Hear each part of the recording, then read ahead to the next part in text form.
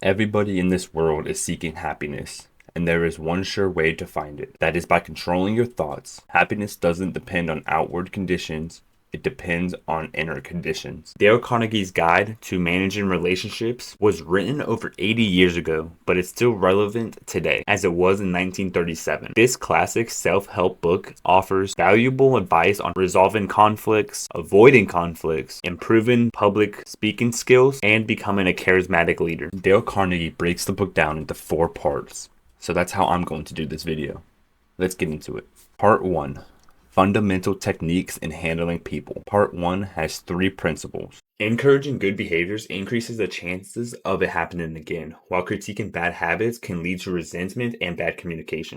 Understanding emotions, pride, and ego is crucial for influencing behaviors positively. Feeling appreciated is a fundamental human need. We all crave acknowledgement for our efforts, wanting to feel valued. When we genuinely express appreciation for someone, it not only boosts their self-esteem, but it also strengthens the bond between each other.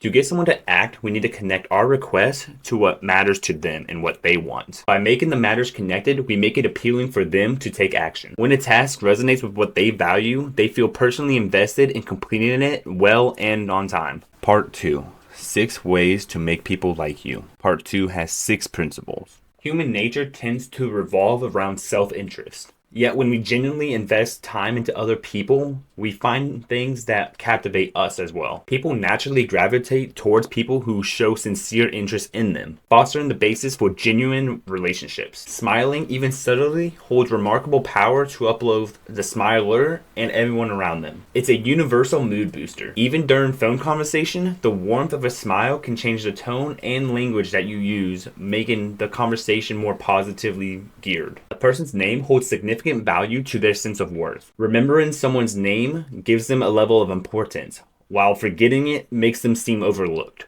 Mastering the skill of remembering people's names and faces is a remarkable skill for both personal and professional relationships. Being a good listener often translates to being a great conversationalist. While honing this skill requires practice, the benefits are invaluable. When we listen carefully, it signals respect and genuine interest into the other person. A helpful guideline for this is to listen 75% of the time while only speaking for 25%. When you ask someone about their interests and let them share, it really shows that you're listening to them. It makes them feel valued and helps you understand each other better, which in turn strengthens the relationship. Whether you know them well or not, pointing out the good things about someone will brighten their day. When we make people feel special, it boosts their confidence and brings us closer together. But it's important to be sincere, otherwise it doesn't mean anything. Part 3. How to win people to your way of thinking. Part 3 has 12 principles. Arguing usually doesn't end well, but when we disagree, it matters how we deal with it. Instead of fighting, listening to each other can help us see things differently and come to a solution faster. Dismissing someone as wrong can hurt them.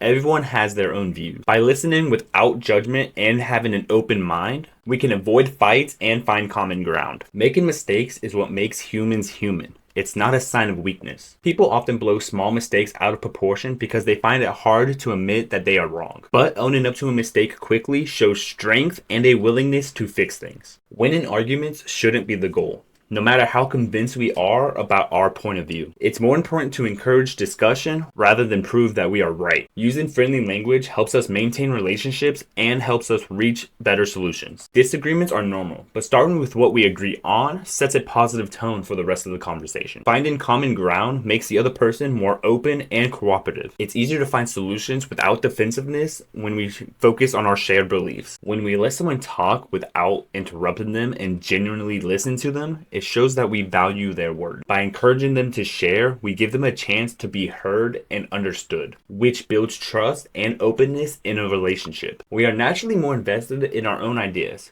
People appreciate having their ideas recognized. Asking questions and suggesting something to someone guides them to their own conclusion. When people feel ownership over an idea, they feel more motivated to complete it. To build strong relationships, it is key to understand the other person's perspective. Understanding why someone sees something a certain way helps us find the best solution for everyone rather than trying to prove who is right. Seeing things from others' perspective fosters positive interactions and avoids conflicts. Carnegie's method, I understand why you feel that way, and if I were in your shoes, I would feel the same way, is genuine and powerful. It respects the other person's feelings and encourages a productive conclusion. Appealing to someone's values can encourage openness and cooperation to new ideas. When people feel that their perspective is in line with positive values, they are more likely to accept it. When talking to people, add in more excitement, like a funny story or engaging presentation, grabs their attention. Presenting ideas in a captivating way makes them more likely to be accepted. People enjoy competition and winning, even in everyday activities. Adding a bit of friendly competition can boost motivation and participation. The prize isn't as important as the excitement and motivation it brings. Part 4. Be a leader. Part 4 has 9 principles. When trying to persuade someone, it's better to start with their strengths rather than their weaknesses. This makes them more open to areas that need improvement. Criticism often makes people defensive. Instead of praising followed by a but and a negative comment, it's better to avoid that altogether. For example, saying you ran great today, but you would have won if you tried harder can be replaced with, you ran great today. I bet if you train and just try a little harder next time, you'll win. See how a small change in wording can make something easier to accept? People are more open to criticism when they see the critic as someone who acknowledges their own flaws. Recognizing that nobody is perfect helps people view criticism as constructive rather than personal. This makes them feel like the feedback is meant to help them, not hurt them. People prefer being asked to do something rather than being told what to do. For instance, saying, "Bring me those books," sounds different than, "Can you bring me those books, please?" Changing how we ask can change how people respond to it. Avoid criticism or giving negative feedback in public. It's best to talk about things in private to respect the other person's dignity. By understanding how we would feel if the roles were reversed, we could find better ways to address them. By sincerely praising even the smallest step forward, we encourage ongoing growth. Just like we support and cheer on babies learning how to walk, it also benefits adults. When we praise someone in public, it encourages them to keep up the good work. And if we keep telling them they're great at something, they start to believe it too. When we minimize faults and offer encouragement for improvement, it motivates and boosts confidence, making a person feel capable of progress. But dwelling on the faults of others